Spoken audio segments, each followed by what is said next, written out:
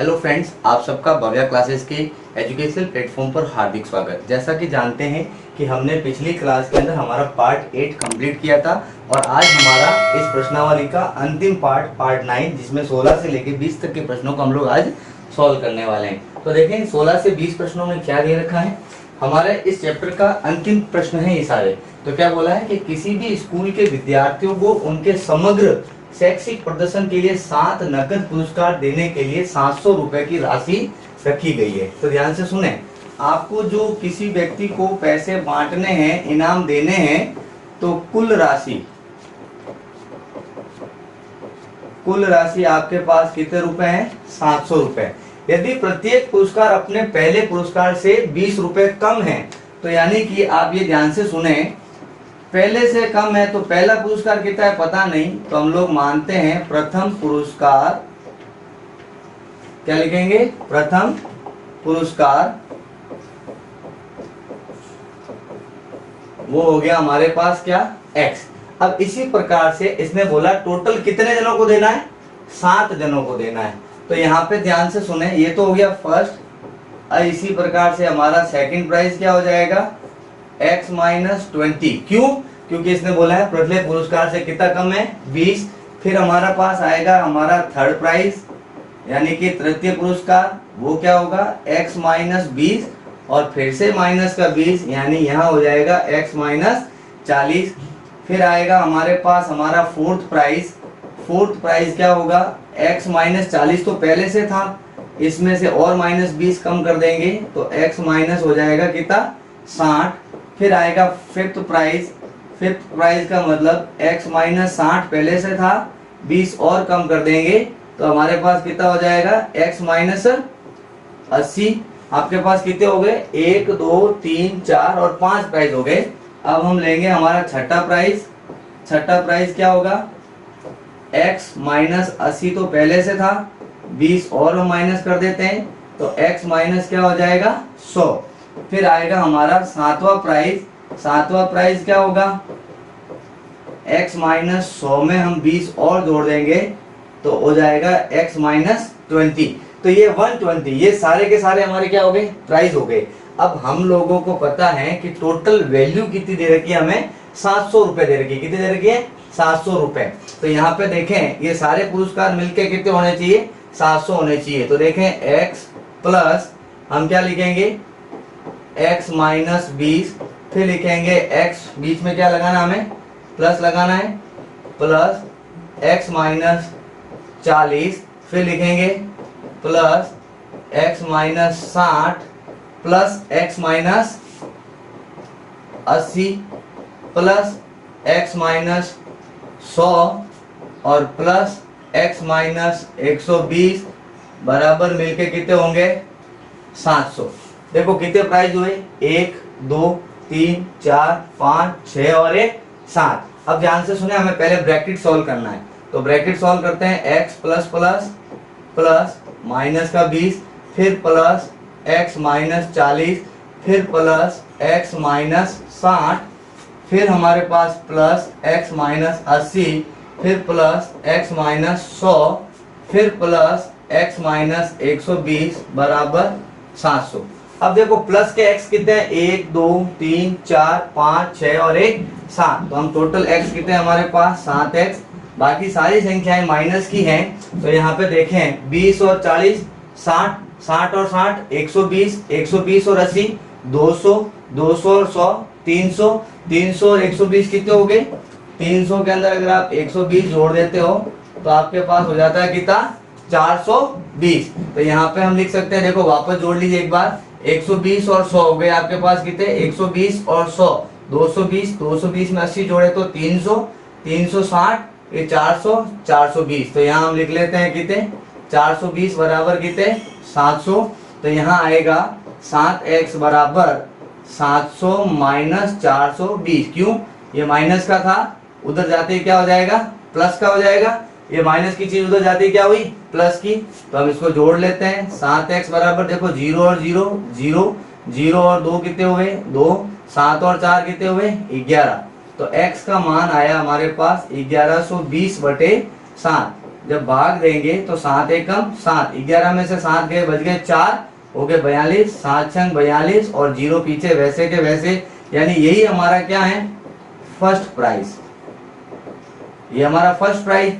अब हमसे पूछा सेकंड प्राइज, तो ध्यान से सुने, सेकंड प्राइज में हमें क्या करना है, पहले में से 20 घटाना है। 160 में से 20 गया तो इसके पास कितना आएगा, 140।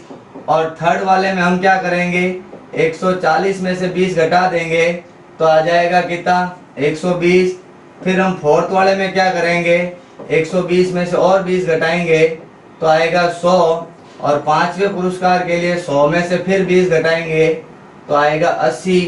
और छठे पुरस्कार में हम लोग 80 में से 20 घटाएंगे तो आएगा 60। और सातवें पुरस्कार के अंदर 60 में से 20 घटाएंगे तो आ जाएगा कितना, 40। देखो पहला पुरस्कार 160, फिर 20 कम किए 140, फिर 20 कम किए 120, फिर कम किए 20 100, 100 में से 20 कम किए 80, 80 में से 20 कम किए 60, 60 में से 20 कम किए 40। तो यानी कि जो सबसे लास्ट पुरस्कार होगा उसको सबसे कम पैसा दिया जाएगा। तो इस प्रकार आप इन सारे जो भी आपने प्राइस दिए इनकी टोटल करोगे तो इनकी टोटल भी वापस कितनी आ रही है, 700। यानी हमें जो पैसा दिया गया था वो हमने पूरा का पूरा बांट दिया।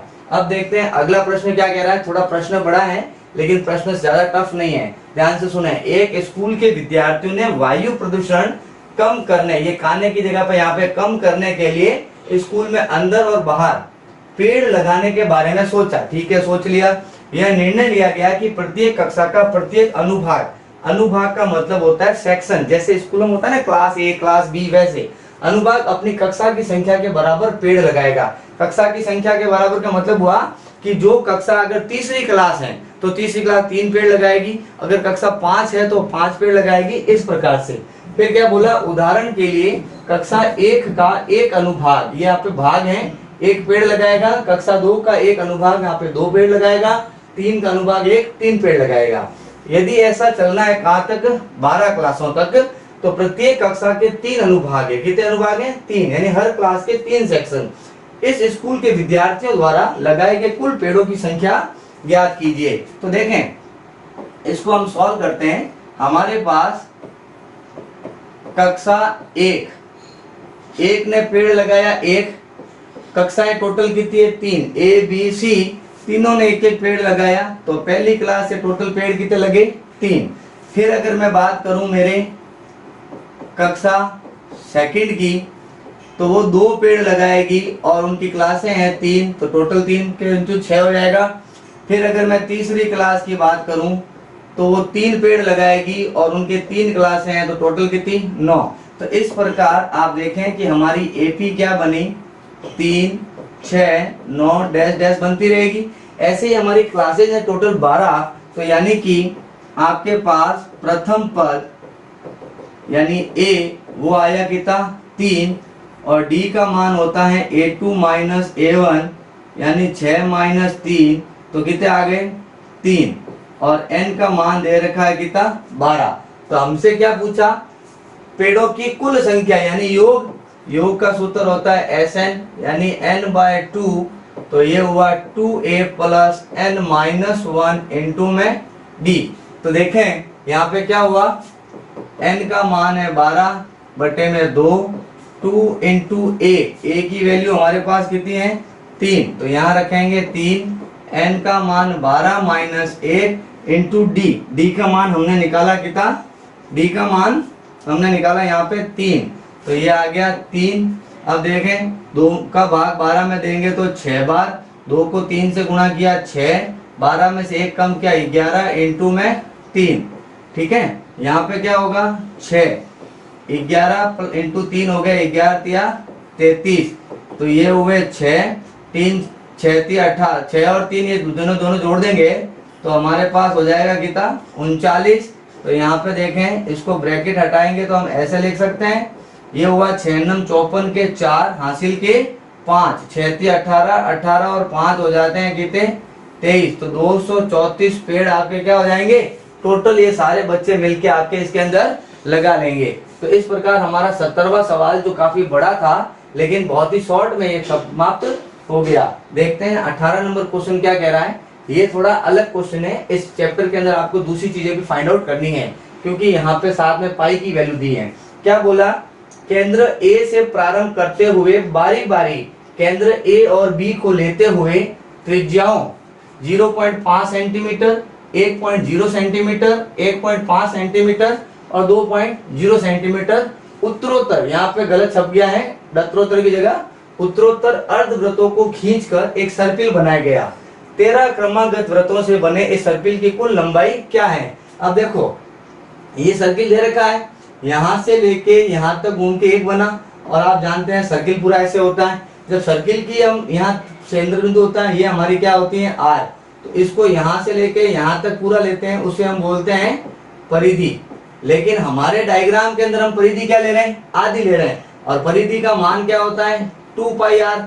जब आधी परिधि है तो 2 का भाग देंगे तो हमारे पास सिर्फ कितना बचेगा, पाई आर। तो यहाँ पे ध्यान से सुने, हमें जो हमारा पहला सर्किल है उसको बोला है L1, L2, L3 और फिर L4। तो ध्यान से सुने, हमें दे रखा है प्रश्नानुसार क्या दिया, L1, L2, L3, L4 ऐसे चलता रहेगा। L1 का मतलब क्या हो गया, पाई R1, फिर इसका हो जाएगा पाई R2, ये होगा पाई R3 और ये होगा हमारे पास पाई R4। तो ये हुआ देखो पाई R1 का मान कितना है, इनटू में 0.5, फिर वापस पाई इनटू में 0.8, इनटू में कितना है 1.0, तो ये हो गया इनटू में 1.0, फिर पाई इनटू में कितना है 1.5, फिर पाई इनटू में कितना है 2.0। तो ये देखो हमारे पास एक समीकरण बन गई, 1 2 3 4 टर्म आ गए। तो इसको हम क्या लिख सकते हैं 0.5 पाई, इसको क्या लिख सकते हैं 1.0 पाई, इसको लिख सकते हैं 1.5 पाई, इसको गुणा करके क्या लिख सकते हैं 2.0 पाई। तो ये हमारे पास 4 आ गए। अब हम हमारे पास जो आया इससे हम निकाल सकते हैं कि प्रथम पद जो a होता है वो होगा 0.5 पाई, और d का मान जो हम निकालते हैं a2 माइनस a1, a2 की वैल्यू दे रखी है 1.0 पाई माइनस a1 की वैल्यू दे रखी है 0.5 पाई, इसमें से इसको घटाना है। तो देखो ये 1.0 यानी 1 है, 1 में से आधा घटाएंगे तो आपके पास वापस कितना आएगा 0.5 पाई, और n का मान आपको दे रखा है टोटल कितना 13। अब आपसे क्या पूछा, टोटल सर्किल के अंदर जो आपकी लेंथ है वो कितनी होगी, उसे हम लोग यहाँ पे ज्ञात करेंगे।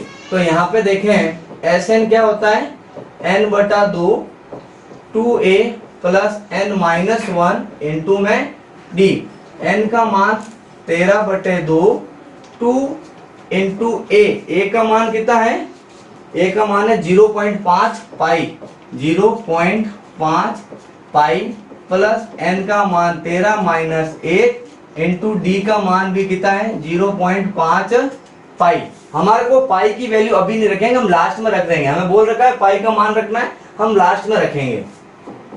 तो देखें क्या है 13/2, फिर क्या हुआ इन दोनों को गुणा करेंगे 2 से, तो ये हो जाएगा आपके पास कितना 0.1 का डबल हुआ 1.0 पाई प्लस 13 में से 1 गया 12 इंटू 0.5 पाई।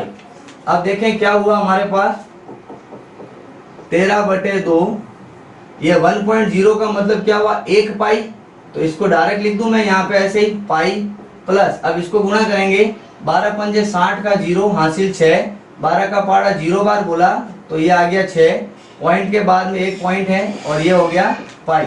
तो यहाँ पे क्या हुआ देखो 13/2 6 पाई और 1 पाई मिलके कितने हो गए 7 पाई।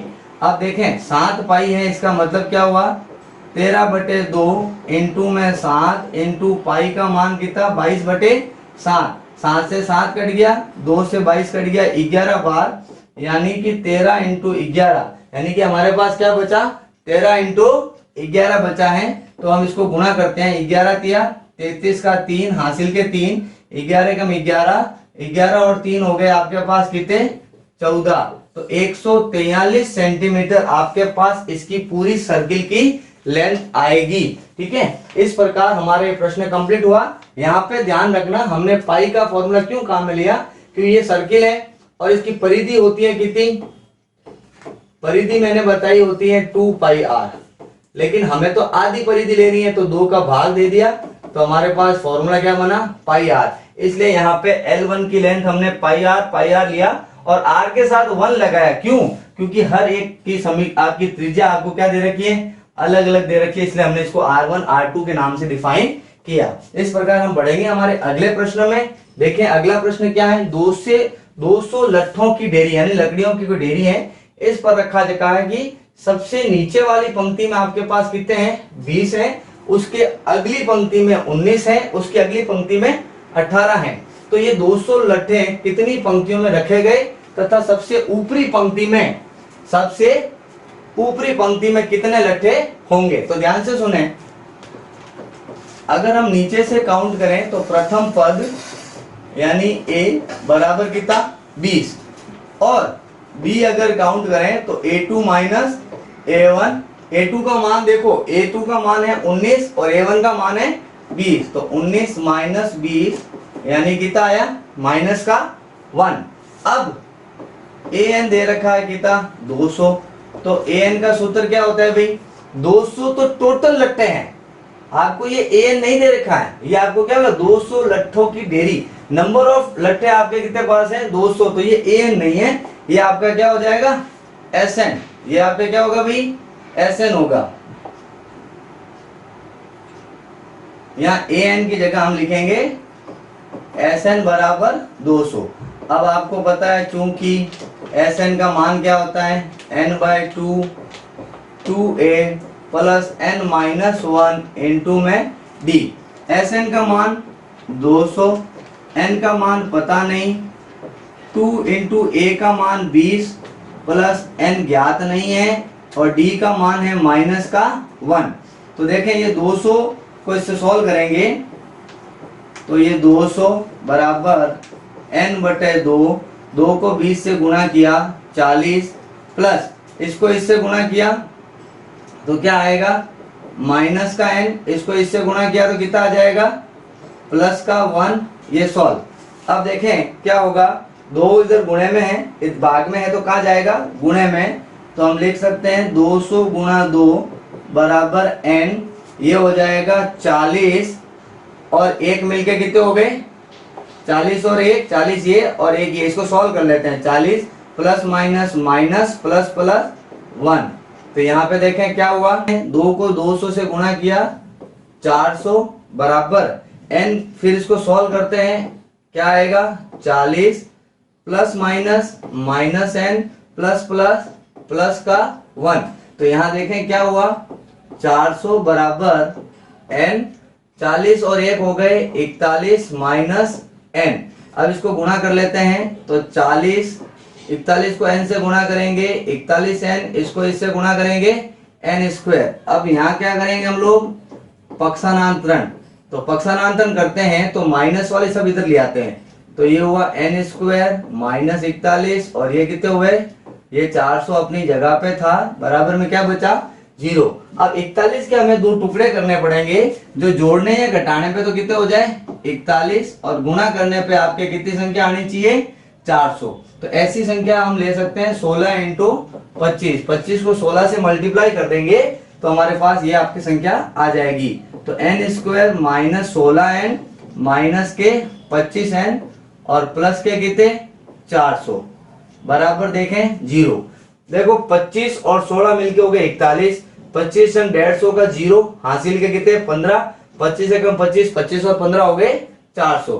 अब देखो ये एक अलग हो गया, ये अलग हो गया, इन दोनों में आपके पास n कॉमन है तो n माइनस 16, यहाँ आपके पास 25 कॉमन है तो n माइनस प्लस माइनस 25 का भाग इसमें देंगे तो 16 बार बराबर कितना 0। ये ब्रैकेट और ये ब्रैकेट कॉमन है तो इसको पहले लिखेंगे और फिर बचा हुआ जो संख्या है n माइनस 25 बाद में लिखेंगे। तो एक बार तो n माइनस 16 को 0 करेंगे और एक बार n माइनस 25 को 0 करेंगे। तो n का मान कितना आया यहाँ पे प्लस में 16 और एक आया n का मान यहाँ पे 25। यानी अब n के मान आपके पास दो हो सकते हैं, 16 भी हो सकता है और 25 भी हो सकता है, ठीक है। तो अब आपके पास इसने बोला कि सबसे ऊपरी पंक्ति में कितने लट्टे हैं, तो या तो सबसे ऊपरी पंक्ति आपकी 16 होगी या फिर 25 होगी। अगर मैं a 16 लेता हूं तो a प्लस क्या होगा 15d, तो a का मान है 20, 15 इंटू d का मान कितना है भाई -1, हमने पहले ही लिख रखा है। तो ये 20 प्लस 15 एकम 15, और वो भी कौन सा माइनस का, तो ये आ जाएगा 20 प्लस माइनस माइनस 20 में से 15 गए, कितने बचे 5, यानी सबसे ऊपर वाले लट्ठे में कितने 5 होंगे। अगर वो आप 25 लेते हो n बराबर, तो a प्लस 24d, तो a का मान कितना है 20 प्लस 24 इंटू डी का मान -1, तो ये हुआ 20 प्लस माइनस माइनस 24, तो यहाँ पे कितना आ रहा है -4, यहाँ पे कितना आ रहा है -4, जो कि आपके पॉसिबल है क्या, नहीं। तो इसको आप काट दीजिए, आपका आंसर क्या होगा +5, ठीक है।